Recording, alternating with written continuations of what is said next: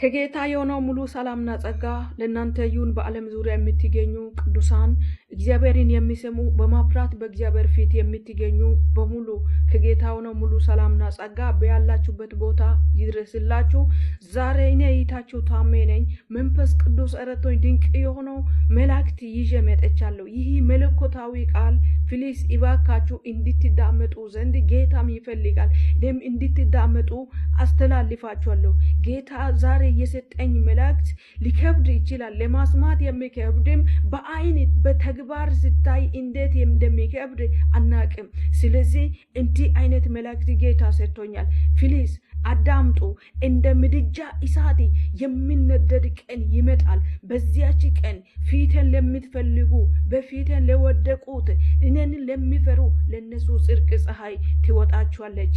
ነገር ግን ትዕቢተኞች፣ ኮረፍተኞች በራሳቸው አስተሳሰብ፣ በራሳቸው እውቀት፣ በራሳቸው ትዕቢት ለሚውሉ እነሱ እንደ ምድጃ እሳት የሚነደድ ቀን ይመጣል። በዚያ ቀን ፊቴን የፈለጉት ይድናሉ፣ ሌሎቹ ግን እንደ አመድ ትቢያ ይሆናሉ የሚል ቃል ጌታ ሰጥቶኛል። ፕሊዝ እላችኋለሁ፣ ይህ መላእክት አዳምጡ። ከሰማችሁት በኋላ እጃችሁ ወደ ላይ አንስታችሁ 3 ጊዜ ጌታ ሆይ ማረኝ፣ ጌታ ሆይ ማረኝ፣ ጌታ ሆይ ማረኝ እያላችሁ በአብ በወልድ በመንፈስ ቅዱስ ማረኝ እያላችሁ ከዚያ በኋላ ፕሊዝ እላችኋለሁ፣ እኔ ምንም ባታውቁኝም እግዚአብሔር በአንድም በሌላም ይናገራልና ፕሊዝ ስሙ እላችኋለሁ።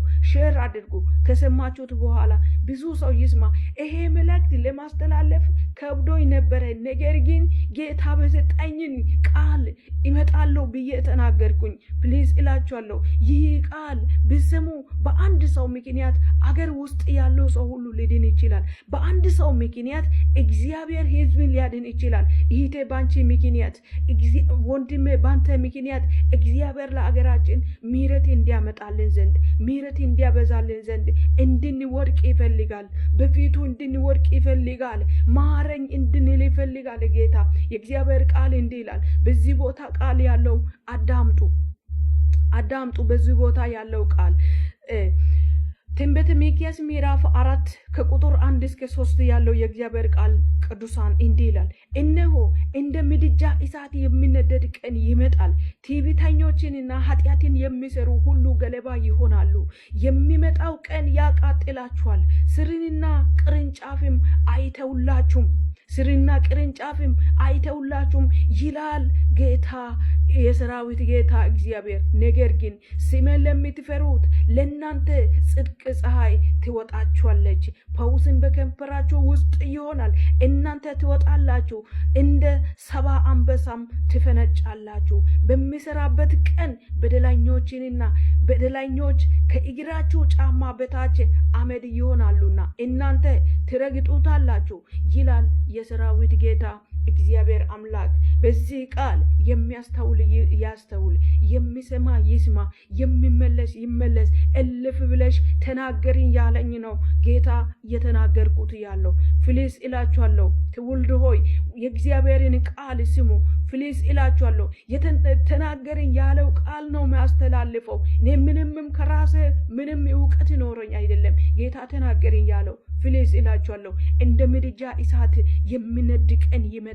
በዚያች ቀን ትዕቢተኞችንና ኃጢአተኞቹም እልፍ ብላቸው በስጋቸው የሚሄዱት አመድ ትቢያ ይሆናሉ፣ ይረገጣሉ፣ ያቃጥላችሁማል፣ ስር መሰረትም አይተውላችሁም ይላል። ሌሎቹ ግን ለስሜ የምትፈሩት ለእናንተ ጽድቅ ፀሐይ ትወጣችኋለች። ስሙት፣ የእግዚአብሔር ቃል እንዲህ ይላል። ቅዱሳን አዳምጡ።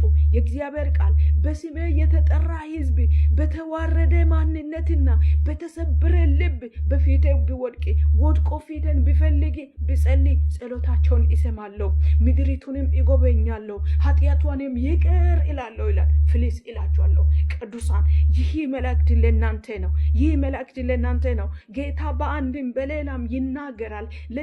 እኔን አወቃችሁም አላወቃችሁም ካላወቃችሁም ለኔ ምንምም ነው። እኔን ሳይሆን የእግዚአብሔርን ቃል አስተውሉ፣ ጌታን አስተውሉ።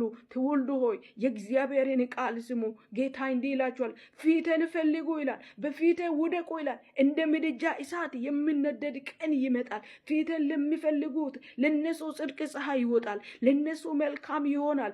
ያ ቀን የሚገቡበት የለም፣ የሚያደናቸው የለም። ፊቴን ይፈልጉ ተናገሪ ብሎኛል። ፊልስ እላችኋለሁ፣ ሰምታችሁ ቅድም እንደተናገርካችሁ እጃችሁ አንስታችሁ 3 ጊዜ ጌታ ሆይ ማረኝ፣ ጌታ ሆይ ማረኝ፣ ጌታ ሆይ ማረኝ ብላችሁም ባላችሁበት ቦታ ጌታችሁ ያውቃል። እግዚአብሔር እናንተን ያውቃችኋልና በእግዚአብሔር ፊት ይውደቁ፣ በእግዚአብሔር ፊት ይውደቁ። ከዛ በኋላ ለብዙ ሰው ሼር አድርጉ፣ ለትልልቆቹም ለትንንሾቹም ይህ መልእክት ይድረስ። የሚናገር ጌታ ማንንም አይንቅም፣ ማንንም አይንቅም። በየትኛው መንገድ ቢሆንም ሰው እንዲሰማ እግዚአብሔር ይፈልጋል። ስለዚህ ጌታ ይባርካችሁ። ይህ መልእክት ስሙ። እኔ በኢየሱስ ክርስቶስ እላችኋለሁ፣ በዚህ ዘመን በእግዚአብሔር ፊት መውደቅ ይሁንልን፣ የእግዚአብሔርን ፊት መፈለግ ይሁንልን። ፊት ውስጣችን ለምን ይጠነከራል? ለምን ይደነዝዛል? ልቦናችን ለምን ይጠነከራል? በእግዚአብሔር ፊት እንውደቅ። እንደ ምድጃ እሳት የሚነደድ ቀን ይመጣል። በዚያች ቀን ፊቴን ለሚፈልጉት፣ በፊቴ የኖሩት፣ ቃሌን ለሚሰሙት፣ ለሚፈሩት ለነሱ ጽድቅ ፀሐይ ትወጣለች ይላል። በዚያች ጽድቅ ፀሐይ ቀን አንተን ያገኝ እኔንም ያገኝ። ፕሊዝ እላችኋለሁ፣ ይህ መልእክት ስሙ። ጌታ እግዚአብሔር ይባርካችሁ። ሼር አድርጋችሁ ለብዙ ሰው አድርሱ። ዘመናችሁ ብሩክ ይሁን። ወዳችኋለሁ። ሻሎም። ተባረኩ።